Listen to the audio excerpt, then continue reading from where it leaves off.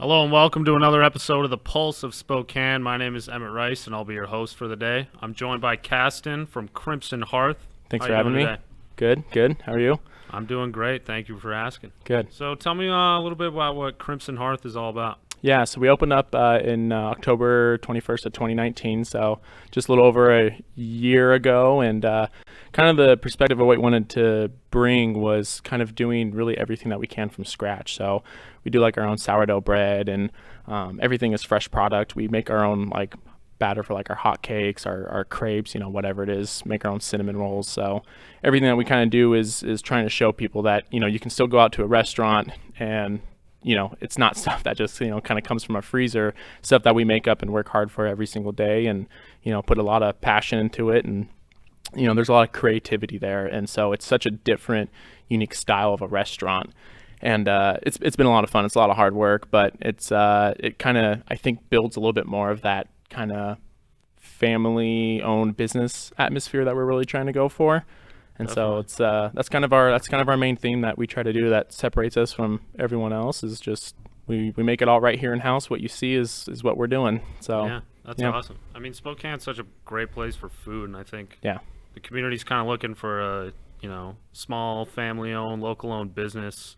And I think like adding that kind of unique style really adds to that. Yeah. Is that something you guys try and strive for? Kind of like, Oh yeah, absolutely. yeah, It's like I said, especially with like the COVID and stuff. There's had to have been a lot of adapting along the way, but we've it's difficult because when you do make everything from scratch and kind of the limitations that have come about is we can't do 100 things at once with right. the situation that's been laid out. So, but now that we can kind of get back into it, it's exciting because we're just back there. And like I said, I mean, it's it's like we're our own little bakery that supplies ourselves. We make just almost about 95% of what's on our menu. So it's fun. It gives it everything a story that we have in house that's on our menu. Everything's got its own background, and so that's a lot of fun trying to explain to people kind of how things are made and show them, and then showing the final product that kind of goes onto the table itself. So Yeah, that's amazing. Yeah. And you were mentioning earlier that a lot of the food kind of goes back to some Danish roots in your family. Yep. So my great grandparents are were from Denmark. They came over here during what was kind of Denmark's Great Depression, and they settled down on a farm on Iowa, which is where my dad is from, is where he was born. And then he kind of came up here from went to school over in Montana, then eventually made his way up here and started the the Old European at one point in time. And most of the recipes that we have, like our tomato soup, would be my great grandmother's recipe that we've still held on to. And so a lot of the stuff, like our starter for our sourdough bread, is stuff that goes back 4 generations. So it's kind of like the holy grail for us when we carry that thing around for our bread. But it's a lot of fun. There's just so much kind of science that goes behind it. And so we've kind of kept to that. It's still got some little bit of multiple kind of European cuisines, if you will. We still do like crepes and stuff like that. It's not specifically Danish, but that's our background, and we try and kind of add our roots into the flair of our cooking and our style. So Sure. See, Yeah. I'm a Midwest boy, so I like to plug the Midwest as much as I can, being Yeah. from Minnesota. Do you think there's kind of Minnesota. that Midwest flavor or style that goes into like having a hearty breakfast?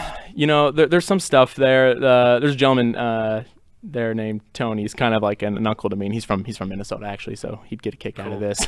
But it's definitely hearty food. I mean, we're not lenient on the portions. If you walk out of there hungry, then you must be ready for man versus food or something. I'm not really sure, Yeah. because it's you get a lot for what you get, and that's kind of our point. Is we've kind of kept our cost for what our guests come in and pay and see on the menu. We keep everything tax inclusive, and we try to keep our prices comparable to other places, but also keep it so that it's great quality food, again, that's made from scratch. And so we're not trying to like gouge anyone's pockets out here for what we do. We try to want to make it reasonable and make it feel like people can go out and enjoy being out, and enjoy that atmosphere of kind of just that human interaction that we try and bring and entertain in our what we call house, at Crimson. So Yeah, absolutely. Yeah. I mean, that's what I'm looking for, is that hearty breakfast. We Oh, yeah. showed a couple pictures there. Yeah. It all looks amazing. I should have brought some stuff over. I just had we just made a mango French toast as our kind of our new item as of yesterday. Actually, should have brought some stuff over. I wasn't even thinking about it. Cinnamon rolls. I could have brought some cinnamon rolls over if you guys like those. Yeah, so. we were looking at the pictures on your website. All our mouths were Yeah. sizzling over here. I'll swing back over. I'll swing back over maybe like tomorrow or something and just drop off like a dozen cinnamon rolls for you guys. You can kind of pick around and see what you like. Yeah, So we'll take you up on that. All right, sounds good. And then can you talk about the word hearth? Yes. So not a lot of people know what it means exactly. Absolutely. I get questions all the time, when we first opened at least, of if we were a hearth store, like we sold hearth ovens, and that's not the case. Hearth is, of course, the Hearthstone oven that we had in place at the time. We were doing dinners when we first opened, and we other than just like pizzas, that was mainly what it was for, but we did other items out of there, some breakfast items. The hearth oven was supposed to be kind of our central point of how we cooked. It's that old school style of cooking, kind of old world style. But unfortunately, with everything that happened, we kind of have just been sticking around to breakfast and lunch. And unfortunately, on some accounts, the Hearthstone oven itself hasn't quite performed to the aptitude that we're hoping. So we're doing some revamping. So there's a couple other changes that we're going to be announcing on our social media platform in the next couple weeks that I got to, dot some I's and cross some T's first, but that we'll be announcing and kind of redoing. But that was kind of our point, was to really centralize that oven for what we do.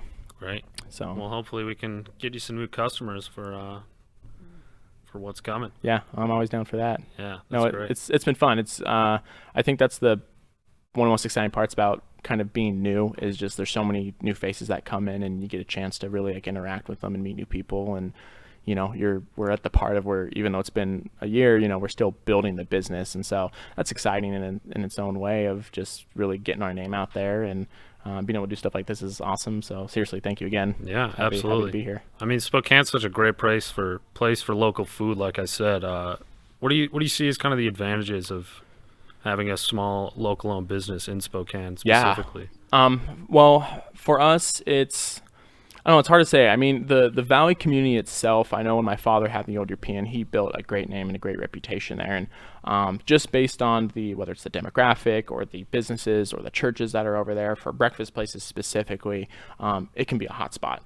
And just really all over Spokane, I've really noticed in the last like 10 years that it's kind of taken a different turn to where usually, growing up, it used to be kind of just like the same old stuff, with the occasional kind of, places that were at least unique, and I've noticed that there's a bit of a cultural change of like, we're getting kind of more variety of stuff here and more unique places that are opening up, and all kind of small businesses and restaurants. So that's been awesome, especially with some of the new places that have opened up kind of next to us. Smoke Ridge Barbecue, which is kind of where that's that train next to us. They're new as well, and so we got to kind of try and work with them and opening and then going through this whole COVID thing. It's been great for the small business community for us to kind of work with each other. And I've tried doing some stuff to kind of help them out through our we call our Founders Card program, which basically is like a gift card, but we take a percentage of it and then we try and actually help support the other local businesses and stuff. And so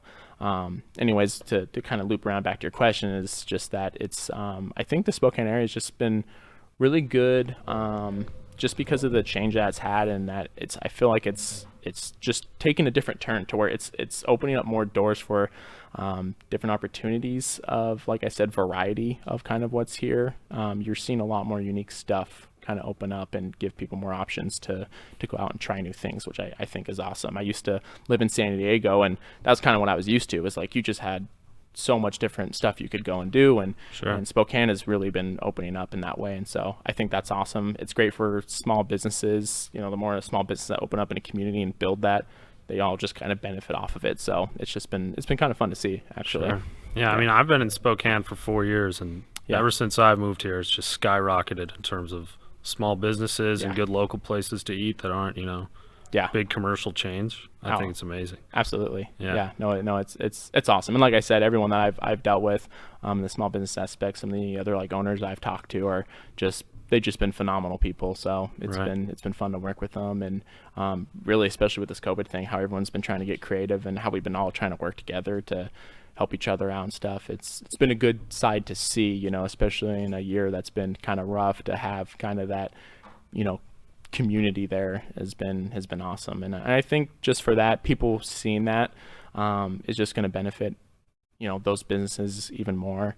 It just brings out a lot of support. And so I think in the end, even though this COVID thing has been hard, I'm hoping that by the end of it, that it's opened up a lot of eyes, and changed the mindset of how people kind of think about, supporting small businesses, and maybe in the long run, it'll be a great thing that we can see. Yeah.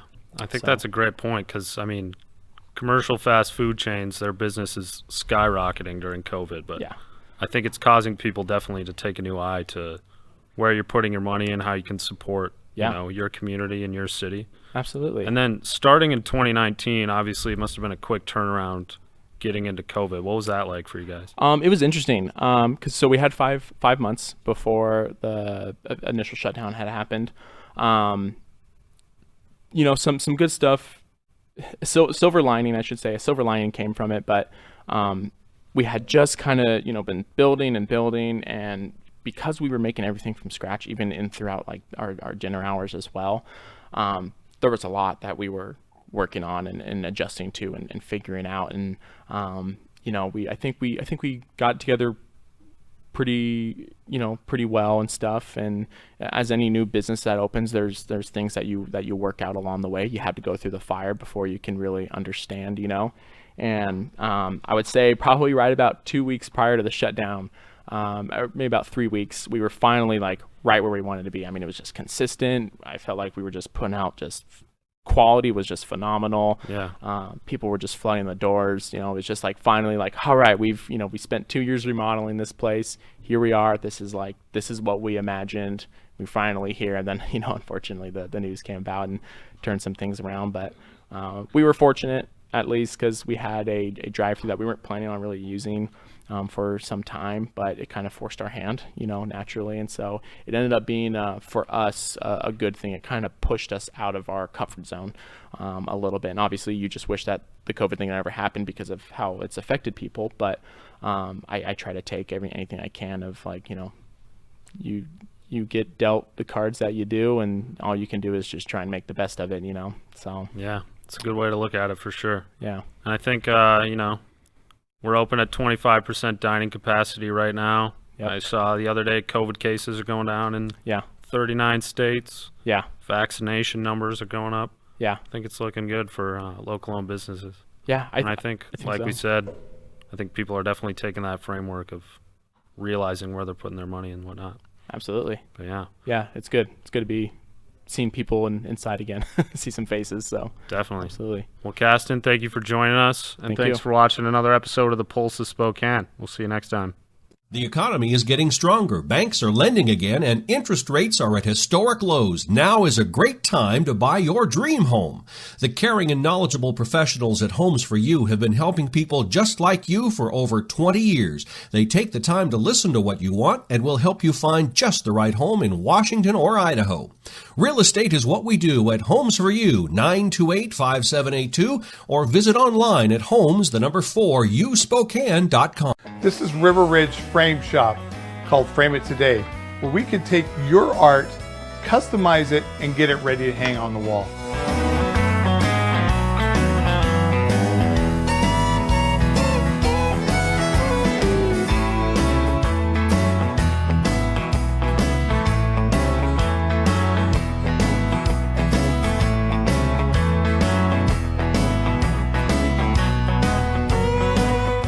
Here at River Ridge Hardware, 2803 West Garland.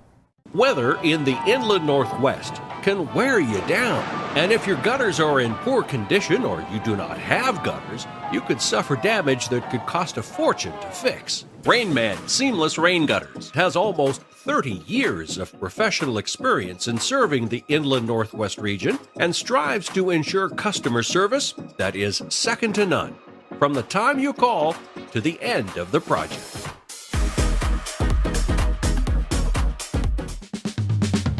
Thanks for watching this episode of The Pulse.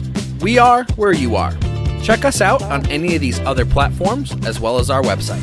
This show is sponsored by Local 29 Firefighters Union, Homes for You, and Apex Canopy.